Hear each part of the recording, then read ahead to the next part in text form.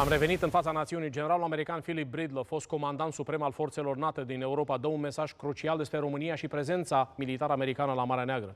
El avertizează că Putin ne vrea intimidat și nesigur în legătură cu războiul. Interviul a fost acordat la Black Sea Security Forum, organizat de New Strategy Center, unde Antena 3 CNN a fost partener media.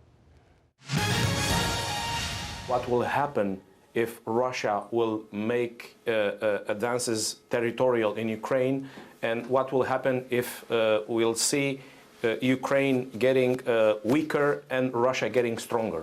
We do see Russia pushing very hard in the north, but those pushes are not what I would call highly technical advances.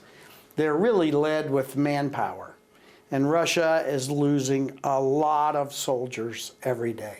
In the north, along the border north of Kharkiv, we see that they've advanced through sort of the first defensive chain. I'm told, and it has been explained to me, that that first defensive chain was not actually occupied by Ukrainian forces.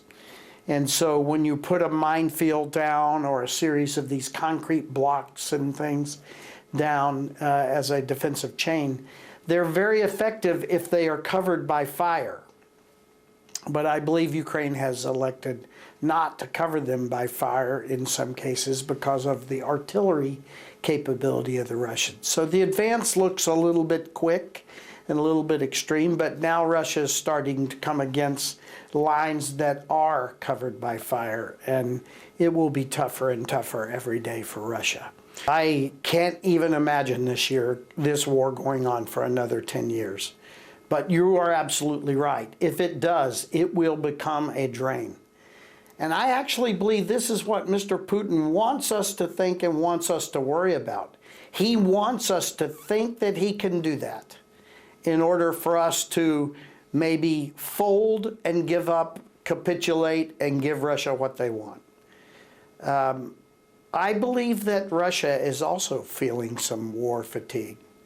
And if you believe the numbers that some are using, and learned scholars here, and learned people who are experiencing and in and out of Ukraine a lot, the numbers that I hear now are about 500,000 lost to Russia.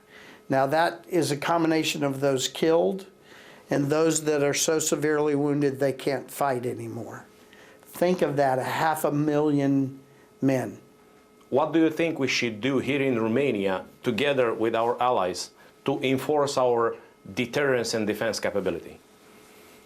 Well, this is a good news story, I think. I know you present it as we need more and what is more, but I want to characterize this as totally good news. I've been coming to Romania for a long time. MK base, I'm sorry, my pronunciation is not good, but MK base, for 12 years or more I've been going through there. When we first started landing U.S. airplanes there in the transit in and out of Afghanistan. And I must tell you that the transformation in the last 12 years alone of the Romanian military is quite phenomenal.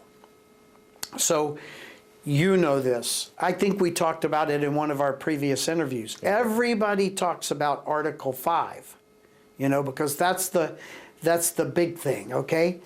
But more important to me as the SACUR was Article 3. Right. And Article 3 in my Southern American drawl basically says that defense starts at home. Right. More formally, it says that a nation should prepare for its own defense and prepare those excess capabilities then to add to the defense of allies and the alliance. I think Romania is a shining example of doing that. Maybe only Poland more in Europe than Romania. Romania has focused on its investment, focused on its modernization, and it is not doing it in great leaps and bounds, but it is doing it in a steady way.